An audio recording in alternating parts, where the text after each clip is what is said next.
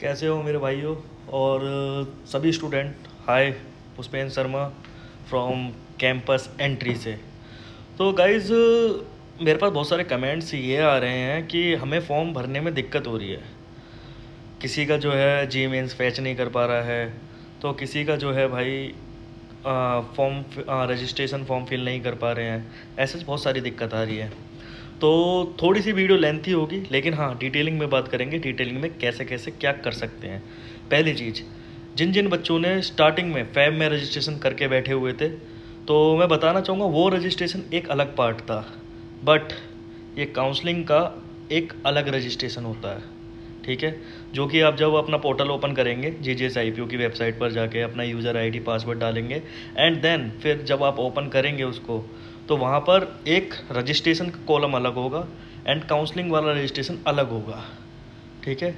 ये दोनों रजिस्ट्रेशन अलग अलग है। एक में आपने पेमेंट नहीं करी थी और एक में आपको पेमेंट करनी है 2500 की, जो कि 1500 रजिस्ट्रेशन फ़ीस होती है एंड 1000 रुपीज़ काउंसलिंग की फ़ीस होती है। पहली चीज़ क्लियर। सेकेंडली चीज़ की बात करते हैं कि जब आप जो है रजिस्ट्रेशन कर रहे होते हो, तो वहाँ पर जो है जब आप जी मेंस का एप्लीकेशन नंबर डालते हो, तो पहले क्या होता था कि CRL रैंक डालनी पड़ती थी अपन लोगों को। लेकिन IPO ने जो है थोड़ा सा जो है मॉडिफाइड किए है अपनी वेबसाइट को, थोड़ा सा जो है काम किया है उस चीज़ पर, और वो जो है ऑटोमेटिकली अब जी मेंस के जो रैंक होती है वो ऑटो फैच कर लेती है। तो ऑटो फैच में कभी कभार ग्लिच ये आता है कि किसी के जो है एक नंबर आगे और एक नंबर पीछे हो जाता है। बट इससे ऐसा कोई दिक्कत नहीं आती है, ठीक है। अब मानकर चलते हैं, लेट एक एग्जांपल लेते हैं कि किसी बच्चे की जो है 77 रैंक है, ठीक है। लेकिन ऑटो फैच के दौरान उसकी 76 काउंट कर ली है। अब उसको कॉलेज मिल चुका है 76 पर, ठीक है। एंड देन जब वो कॉलेज जाता है, अपने डॉक्यूमेंट वेरिफिकेशन करवाता है, तो वहाँ पर कॉलेज वाले एक्शन लेते हैं। किस चीज़ का कि आपकी रैंक तो यहाँ पे 76 दिखा रहा है और आपकी रैंक तो 77 है, तो ये कैसे हुआ। तो ऐसा उसमें भी कोई दिक्कत नहीं आती है। आपको बस सिंपल सा एक काम करना है भाई। सिंपल सा काम ये है, आपको यूनिवर्सिटी जाना है। यूनिवर्सिटी जाने के बाद जो है वहाँ पर चीज़ें बतानी है कि ऑटो फैच हुआ था, इसमें हमारी कोई गलती नहीं है, राइट। तो उस चीज़ से जो है वो वहाँ से एक जो है मेल कर देंगे जिस कॉलेज में भी आपका सीट अलॉटमेंट आया होगा, और वहाँ से जो है उस मेल के जो मेल फॉरवर्ड करेंगे, आपको वो कॉलेज में जाना है, वो बताना है सारी चीज़ें, मेल खोल कर देखेंगे एंड देन फिर आपका एडमिशन सॉर्ट आउट। तो ये तो हो गई आपकी इधर एप्लीकेशन की बात।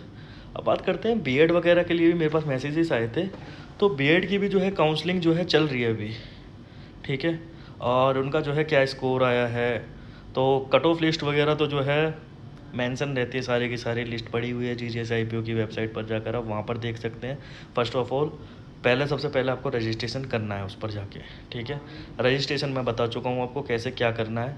और अगर फिर भी कोई दिक्कत आती है, ठीक है, कि बार बार रजिस्ट्रेशन करते टाइम जो है ग्लीच आ रहा है, एरर आ रहा है, उस चीज़ के ऊपर आ रहा है, तो भाई अभी के टाइम पे क्या है ना कि 10, 11, 12 इन 3 दिन बच्चे एक्टिव ऐसे रहते हैं कि सोचते हैं कि भाई यही लास्ट दिन बचे हुए रजिस्ट्रेशन करने के, तो कर लेते हैं। बट आप परेशान मत होइए, पैनिक मत होइए। 17 तारीख तक की लास्ट डेट है फॉर्म भरने की, ठीक है। तो आप आराम से भरिए फॉर्म। और बाद बाकी अगर कुछ क्वारी हो related to your admission, related to registration and everything else, कुछ भी, तो आप मेरे से कमेंट में पूछ सकते हैं। कोई भी दिक्कत हो, कुछ भी हो, ठीक है। और इवेंचुअली मैंने अपना गूगल फॉर्म भी डाला हुआ है, तो आप जो है गूगल फॉर्म पर जाकर अपनी डिटेल्स फिल कर सकते हैं। अगर किसी को गाइडेंस की ज़रूरत हो, काउंसलिंग की ज़रूरत हो, तो वो भी मैं प्रोवाइड करता हूँ, ठीक है। तो उस पर जाके आप जो है फॉर्म फिल कर लीजिएगा, और मैं अपने नंबर से आपको कांटेक्ट करूँगा, और कांटेक्ट करने के बाद आपको सारी चीज़ें डिटेल में बताऊंगा कि कैसे क्या होगा, किस तरीके से होगा, और सारी चीज़ें मेंशन करूंगा। बी अवेयर उन काउंसलर से। मैं दोबारा ये चीज़ बोलूँगा कि जो आपको फेक वर्डिंग दे, ठीक है, उनसे बच के रहना, और यही बोलूँगा मैं। और मिलते हैं नेक्स्ट वीडियो में। जय श्री राम।